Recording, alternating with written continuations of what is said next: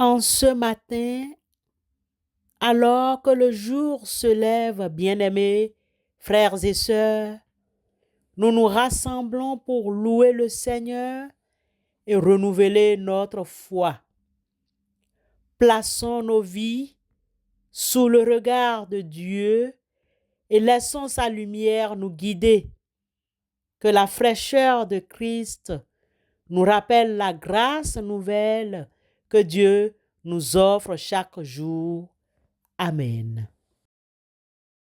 Nan désappointement yo, ak tribulation yo, ma pote tout fado may sauvé ya. Quel que soit tes charges yo, tristesse à douleur yo, ma campé sous roc solide là. Ma campé sous roc, campé sous vieux roc solide là. Soit campé solide contre toute la tempête là. Jésus t'est sauvé, mauvais en bas au diable là. Ma campé sous roc solide là. Chers amis, chers frères et sœurs, du 26 au 28 février, prenons un temps de recueillement sur Zoom pour méditer, prier et louer Dieu ensemble autour du thème « Ne pleure pas ». Luc chapitre 7 verset 13. Rendez-vous à 19h30 GMT, soit 20h30 de Bruxelles, Paris, Bénin ou Cameroun. Pendant ce temps, remercions Dieu pour février et confions mars à sa bienveillance. Inscrivez-vous par le lien Zoom et partagez ce moment de grâce. Que Dieu vous bénisse.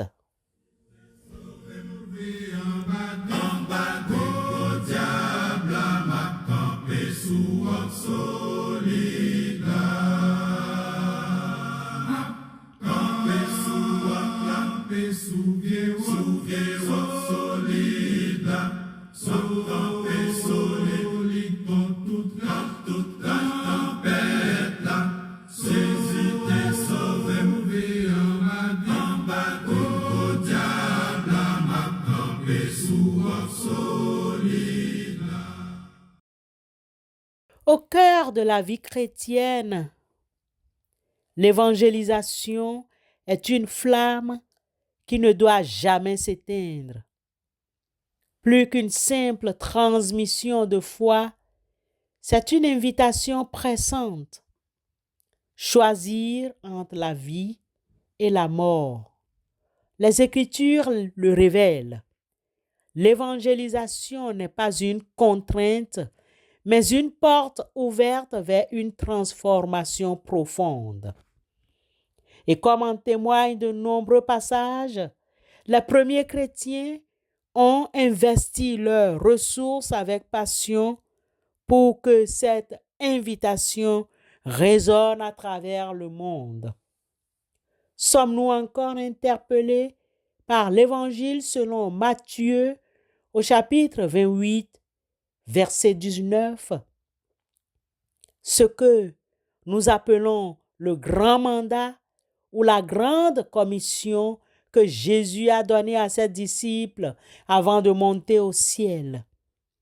Allez donc, faites de toutes les nations des disciples, baptisez-les au nom du Père, du Fils et du Saint-Esprit pour répondre. Retenons 4 stratégies. La première est la mise en commun des biens. Dans les premières communautés chrétiennes de Jérusalem, les croyants mettaient en commun leurs biens pour subvenir aux besoins de tous, y compris ceux qui étaient engagés dans l'œuvre d'évangélisation. Actes chapitre 2, versets 44 et 45 nous confirment. Tous ceux qui croyaient étaient ensemble et ils avaient tout en commun. Ils vendaient leurs possessions et leurs biens et ils en distribuaient le produit à tous selon les besoins de chacun. Et Actes, chapitre 4, verset 32 à 35, qui nous dit que la multitude de ceux qui avaient cru n'était qu'un cœur et qu'une âme. Nul ne disait que ce qu'il possédait fût à lui, mais tout était commun entre eux. On distribuait à chacun selon ce qu'il avait besoin. Le point 2, c'est les dons volontaires. Les chrétiens étaient encouragés à donner volontairement pour soutenir l'œuvre de Dieu. Ces dons pouvaient être de l'argent, des biens matériels ou des services à rendre. 2 Corinthiens 9, 7 nous confirme en disant que chacun donne selon ce qu'il a résolu en son cœur, sans tristesse ni contrainte, car Dieu aime celui qui donne avec joie. Et Paul, dans son épître aux Galates, chapitre 6, verset 6 dit que celui qui reçoit l'instruction de la parole fasse part de tous ses biens à celui qui l'instruit. Au point 3, le soutien matériel est très important. Le soutien matériel aux apôtres et aux missionnaires. Les apôtres et les missionnaires étaient souvent soutenus financièrement par des communautés chrétiennes qu'ils visitaient. Cela leur permettait de se consacrer pleinement à leur ministère. 1 Corinthiens 9, 14. De même aussi, le Seigneur a ordonné que ceux qui annoncent l'Évangile vivent de l'Évangile. Et aux Philippiens, Paul écrit au chapitre 4, versets 15 et 16. Vous savez aussi, Philippiens, que au commencement de la prédication de l'Évangile, lorsque j'ai quitté la Macédoine, aucune église n'a eu de relation avec moi pour ce qui concerne le don et la dépense, si ce n'est vous seul, car vous m'avez envoyé à Thessalonique et 1 et 2 fois de quoi pourvoir à mes besoins. Le 4e point est l'hospitalité. Frères et sœurs, l'hospitalité était une pratique courante dans les premières communautés chrétiennes. Les croyants accueillaient les apôtres et les missionnaires, leur offrant un logement et de la nourriture.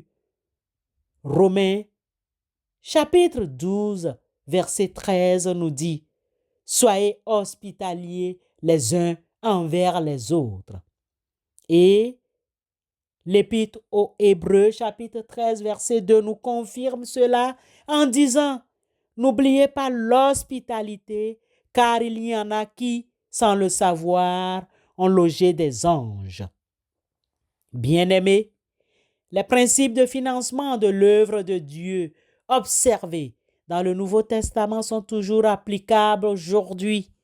Cependant, les formes et les modalités peuvent varier en fonction des contextes culturels et des réalités économiques. La mise en commun des biens peut être vue comme une forme de solidarité et de partage au sein des communautés chrétiennes, mais il faut bien étudier la faisabilité. Les dons volontaires restent une source essentielle de financement pour les églises et les œuvres missionnaires. Le soutien matériel aux pasteurs, aux prédicateurs, aux missionnaires est toujours nécessaire pour leur permettre de se consacrer à leur ministère. L'hospitalité peut se traduire par l'accueil et l'aide apportée aux personnes en difficulté ou engagées dans l'œuvre de Dieu. Bien-aimés, il est important de noter que la Bible met en garde contre l'amour de l'argent et l'ostentation dans les dons. Les offrandes doivent être un acte de foi sincère et volontaire motivé par l'amour de Dieu et le désir de soutenir son œuvre. Somme toute, les premières communautés chrétiennes ont financé l'expansion de la parole de Dieu grâce à la mise en commun des biens, aux dons volontaires, au soutien matériel aux apôtres et aux missionnaires et à l'hospitalité. Et nous aujourd'hui, que faisons-nous? Ces principes adaptés aux réalités contemporaines restent pertinents pour le financement de l'œuvre de Dieu aujourd'hui. Que Dieu bénisse son œuvre et pourvoie aux besoins de ses envoyés. Amen.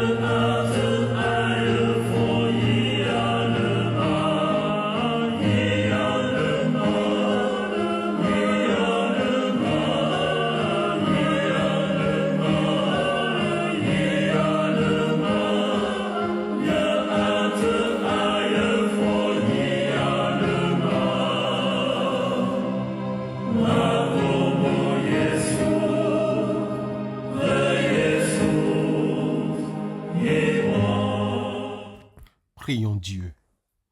Seigneur, nous nous tournons vers toi, humblement et reconnaissant pour le don de ta grâce.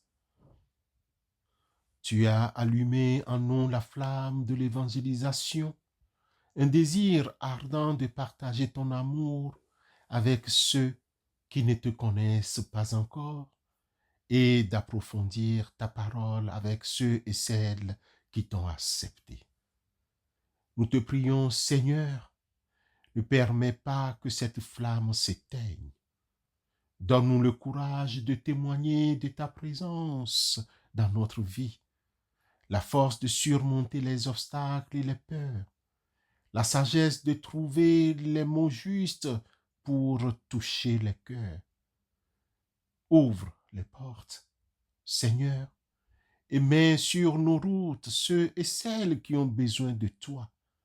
Que notre témoignage soit une lumière dans l'obscurité, un chemin vers l'espoir et la vie éternelle. Nous te confions cette requête.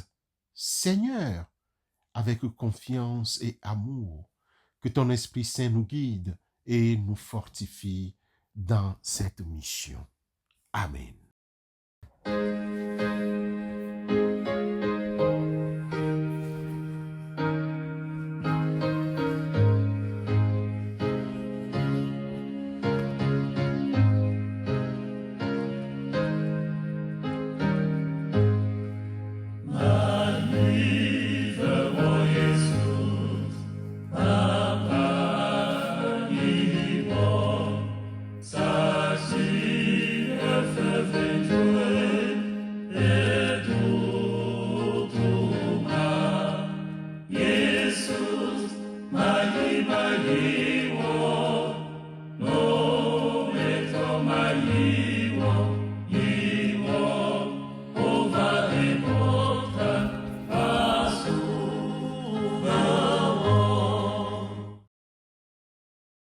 Que le Seigneur Jésus-Christ, notre Sauveur et Rédempteur, vous bénisse et vous garde. Que son visage illumine votre chemin et vous accorde sa paix. Que sa grâce vous accompagne dans tous vos efforts et vous conduise à la vie éternelle. Amen.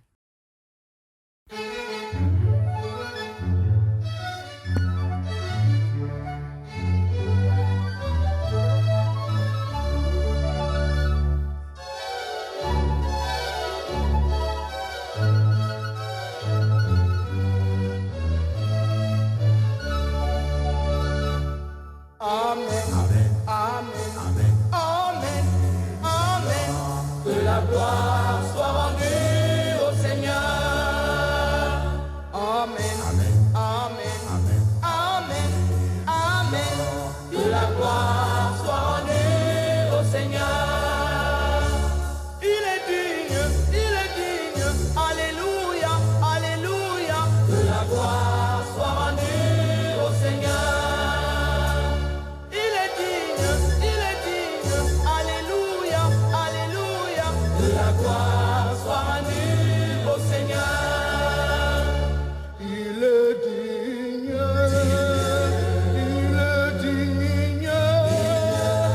alléluia. Que la gloire soit rendue au Seigneur. Honneur, puissance, richesse, sagesse à celui qui est assis sur le trône. Honneur, puissance, richesse, sagesse à celui qui est assis sur le trône.